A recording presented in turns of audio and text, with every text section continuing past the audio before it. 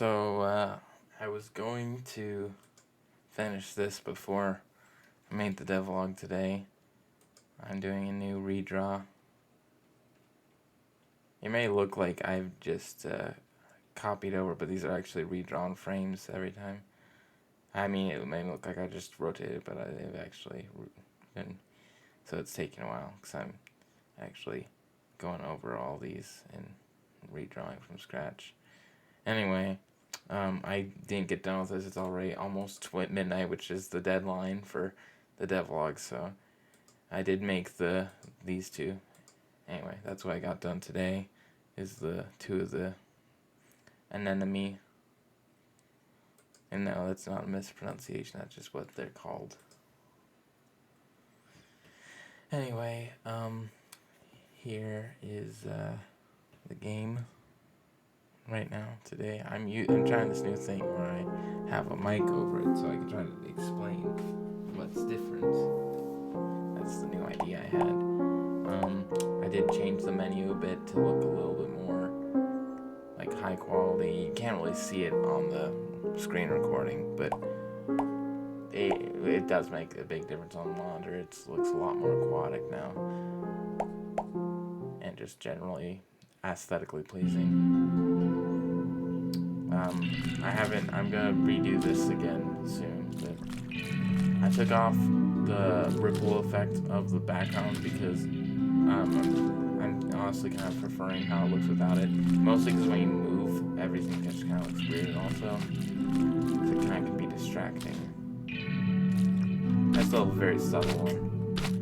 But yeah, so main differences right now is I did change the foreground a bit, I think, since the last one, but not much. Another thing I changed is, oh, there it is. There's the, I did a bit of a little redraw on this guy.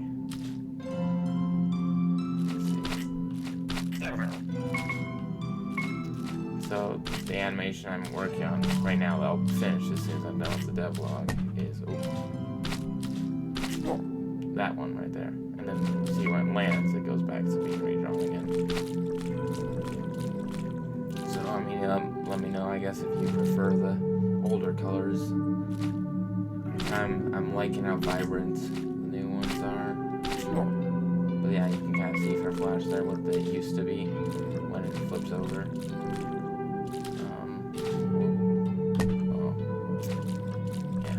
Also, another thing I did is, I don't even think, I haven't showed dialogue stuff yet. I've got some dialogue stuff now.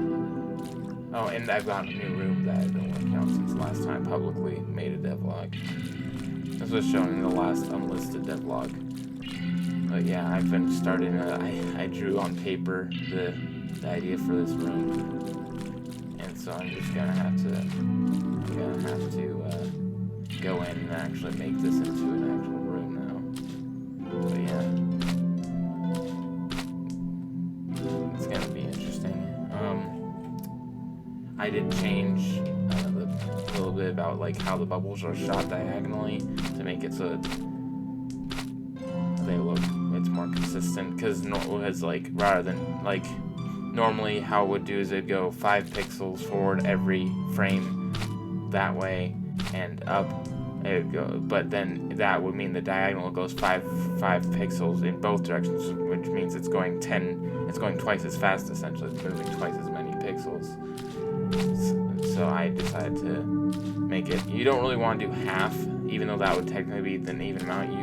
It tends to look better if you do 0.75 or 0.66. And so it's just a little bit slower in both directions when you're diagonal, and that just kind of balances out a little. And I'll show the dialogue stuff now.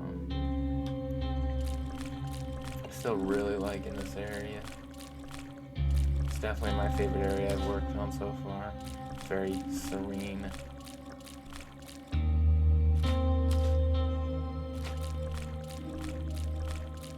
But yeah, so here it is. It looks a little bit like nonsense. It's just a bunch of different fonts and different...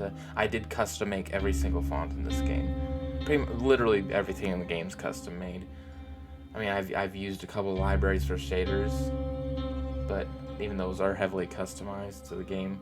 Other than that, it's like all the fonts and all the assets are original.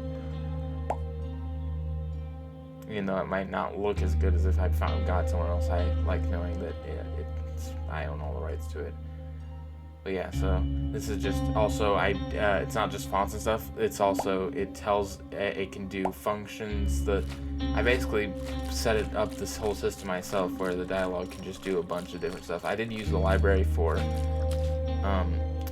called Yarn. Oh no, not Yarn. That's not the library. The library is called Chatterbox, and that makes it so I can store all the dialogue in these like big Yarn files, and then that will easily be able to be like picked up by the game. But like all the custom functions and stuff I made, and the way I implement them and code them in, that was all done after I got the library using Chatterbox. And there's another one, Scribble, and that Scribble is what allows me to like switch fonts easily and stuff. Anyway, let's kill some spungopeds just to practice the shooting. Yeah, so it's starting to come along now. I think next I need to make the inventory menu and inventory and just general stuff like the basic menu that you go to for all of the in-game stuff. And then also I don't think I'll actually do a pause menu, because pauses can be taken advantage of to be able to like just easily get around timing and stuff, and so I tend to not put pauses in my game. Also just because they can be really hard to program too. It's just I don't really think they add much to the game. Being able to exit out is good, and I'm going to have a pause quote-unquote menu in that regard, but it won't actually pause the game. Oh, I guess this is a good way to end it off. I also added a game over, and also new effects when you get hit, but look, make it feel more impactful when you're hit, and make it not just feel like. And next I'm gonna make it so it does like some sort of sound when you're at 1 health. But yeah.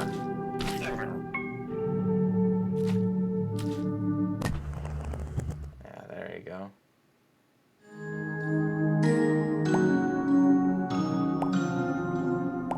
So you can just continue from your last save spot, or you can quit.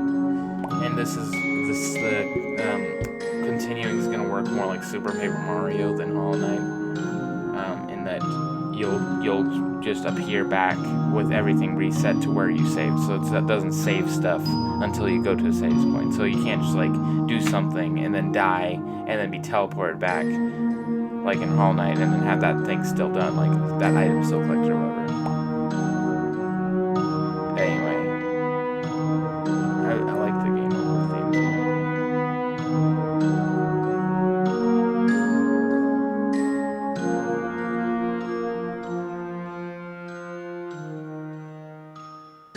It looks very sad. Makes you want to click continue. But that's all I'm going to show for now.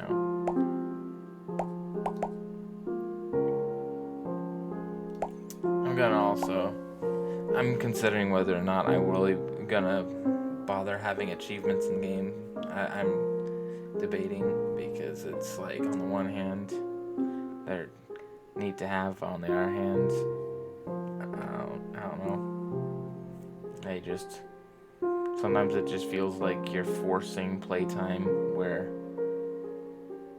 like you're trying to act like it's got more playtime than it does by like making pointless achievements.